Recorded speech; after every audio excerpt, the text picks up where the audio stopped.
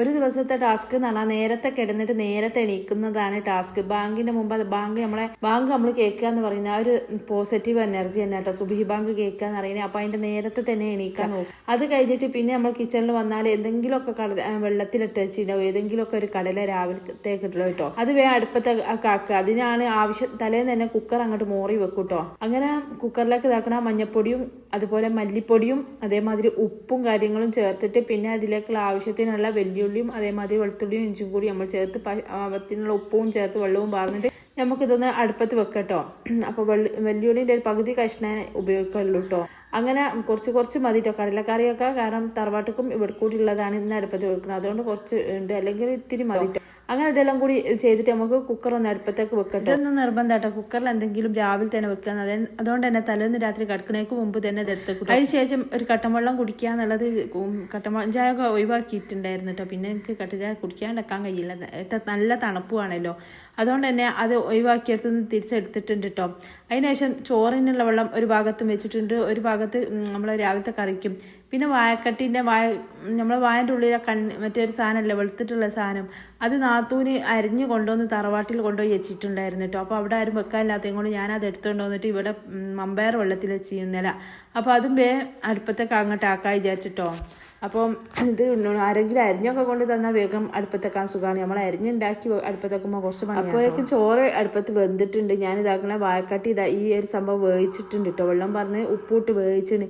അതിലൊക്കെ നമ്മൾ ഇന്നലെ തലേന്ന് വെള്ളത്തിൽ വെച്ചാൽ മമ്പയറും കൂടി അതിലേക്ക് ഇട്ടിട്ട് നമുക്ക് പിന്നെ ഇതിന് നല്ല വേവ് ഉണ്ട്. ഈ സാധനം എന്നാണ് തീരെ വേവാത്തല്ല, അത്യാവശ്യം നല്ല വേവുള്ള സാധനമായിട്ട് ഞാൻ 3 വിസിലൊക്കെ ആദ്യം അടിച്ചിട്ട് 3-4 വിസിൽ അടിച്ചിട്ട് പിന്നെ 4 വിസിൽ പിന്നെ അടുപ്പിച്ചിട്ട് കേട്ടോ. മമ്പയർ ഇട്ടുകൊണ്ട് എന്നിട്ടും അത് അധികം വേവോ കാര്യമൊന്നും ചെയ്തില്ല കേട്ടോ. അങ്ങനെ ഞാൻ അത് കാരണം അത് 2-3 ദിവസം ഫ്രിഡ്ജിലായിട്ടിട്ട് ഈ സാധനം അരിഞ്ഞ് നാത്തും കൊണ്ടുപോയി വെച്ച് തറവാട്ടിൽ 3-4 ദിവസമായി. അവിടെ നിന്ന് പിന്നെ എടുത്തോണ്ടോ നിന്നിപ്പോൾ വെക്കുന്നത് കേട്ടോ. അങ്ങനെ ഇതാക്കണതെല്ലാം കൂടി നല്ലോണം ഇളക്കി കൂട്ടിയിട്ട് ഒരു 4 വിസിലോടി നമുക്ക് ആദ്യം നമ്മൾ ഉപ്പിട്ടത് കൊണ്ട് പിന്നെ കുറച്ച് ഉപ്പ് കൂടി ഇട്ടിക്കണം കേട്ടോ.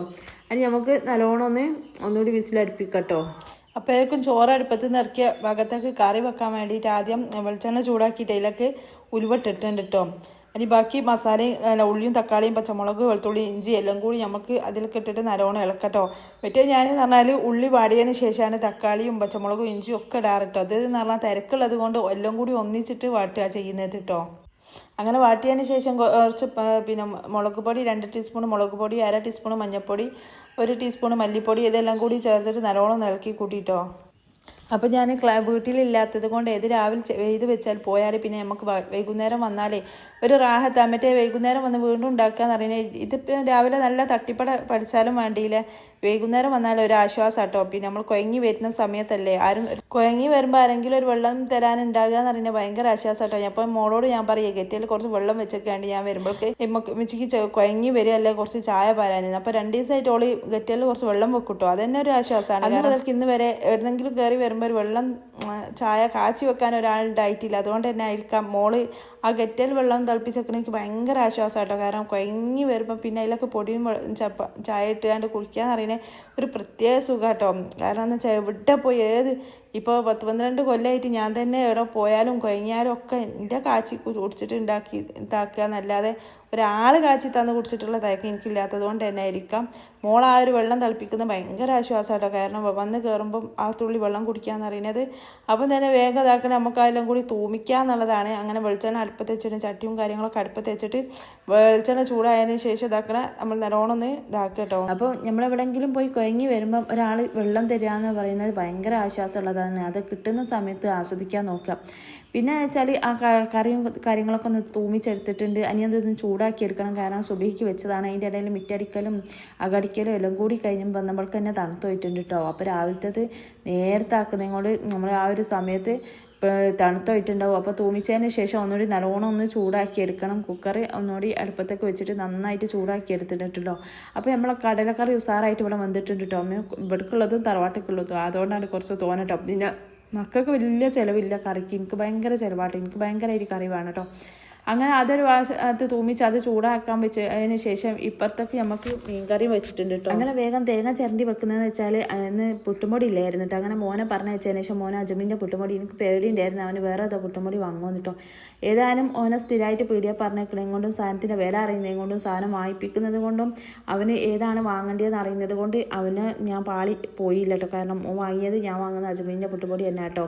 അങ്ങനെ ഏതായാലും പുട്ട് ഓരോന്നോരോന്നായിട്ട് ചുട്ടെടുത്തിട്ടുണ്ട് കേട്ടോ. അങ്ങനെ അതിന് ശേഷം ഇതാക്കണം മീൻ ഇന്നലെ തന്നെ മുറിച്ച് വെച്ചിട്ടുണ്ടായിരുന്നു.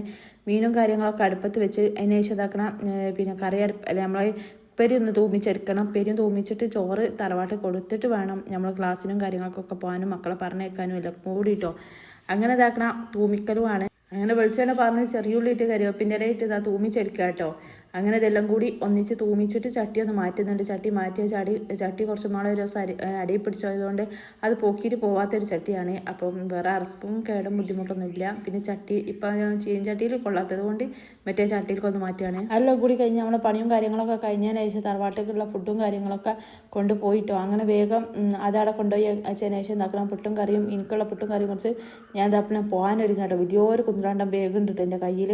പിന്നെ അങ്ങനെ ഒരു ഡ്രസ്സൊക്കെ ഇട്ടിട്ട് ഇതാക്കണം മുറ്റത്ത് നിറച്ച് ഉച്ചയായപ്പോൾ ഞമ്മ പിന്നെ വീട്ടിലേക്ക് വന്നിട്ടോ. വീട്ടിലേക്ക് വന്നു വെച്ചാൽ ഫുഡ് കഴിക്കാനായിട്ടോ. അങ്ങനെ ഫുഡ് കഴിക്കാൻ വന്നപ്പോൾ ഇതാക്കണം മുറ്റത്തൊക്കെ അടിച്ചു വാരിയതാണ്. എന്തൊക്കെയോ ഇലകൾ നിറച്ച് വീണെടുക്കുന്നുണ്ട് കേട്ടോ. ഏതാനും വാതിൽ തുറന്ന് ഫുഡും കാര്യങ്ങളൊക്കെ കഴിച്ചതിന് ശേഷം നമുക്ക് തിരിച്ചു പോകണം. തിരിച്ചു പോയിട്ട് ക്ലാസ് കഴിഞ്ഞിട്ട് 1 മണി മുതൽ 2 മണി വരെ നമുക്ക് ഫുഡ് കഴിക്കാനുള്ള ടൈമാണ്. അതെല്ലാം കൂടി കഴിഞ്ഞിട്ട് ഇതാക്കണം ക്ലാസ്സിൽ വന്ന് പിന്നെ ക്ലാസ്സും കാര്യങ്ങളൊക്കെ നമുക്ക് എന്താണോ അതെല്ലാം കൂടി കഴിഞ്ഞ് പിന്നെ വൈകുന്നേരം ആയപ്പോൾ ഇതാക്കണം വീട്ടിലേക്ക് വീണ്ടും വന്നതാണ്. അപ്പോൾ ഫ്രിഡ്ജിലുള്ള വത്തക്കയും കാര്യങ്ങളൊക്കെ മക്കൾ തിന്നിട്ടുണ്ട്. അപ്പം ഇന്നലെ വാങ്ങിയ വത്തക്ക ഒരു തിന്ന് തീർത്തിട്ടുണ്ട്. ഇന്ന് വേറെ വത്തക്ക വാങ്ങിക്കിട്ട് കേട്ടോ. അതിന് ശേഷം പിന്നെ 3 ബേക്കറിയും പൊരി വാങ്ങിയിട്ടുണ്ട്. 3 കൂടിയുള്ള പൊരിയും. അവിടുന്ന് ചായ കുടിച്ചാൽ മതി, മക്കളില്ലാണ്ട് നമുക്ക് ചായ അങ്ങോട്ട് ഇറങ്ങൂലല്ലോ. അപ്പം നല്ലൊരു പൊരി വാങ്ങിയിട്ടുണ്ട്. നല്ല കേങ്ങൊക്കെ ഇട്ടിട്ട് നല്ല രസമുണ്ട് കേട്ടോ. അത് നമ്മൾ സ്ഥിരമായിട്ട് വാങ്ങുന്ന ഒരു കടയാണ്. നല്ല രസമാണ് കേട്ടോ. അങ്ങനെ ഇന്നത്തെ വീഡിയോ വൈൻഡപ്പ് ചെയ്യാണ്. ഇനി മറ്റൊരു വീഡിയോ വരെ ബൈ.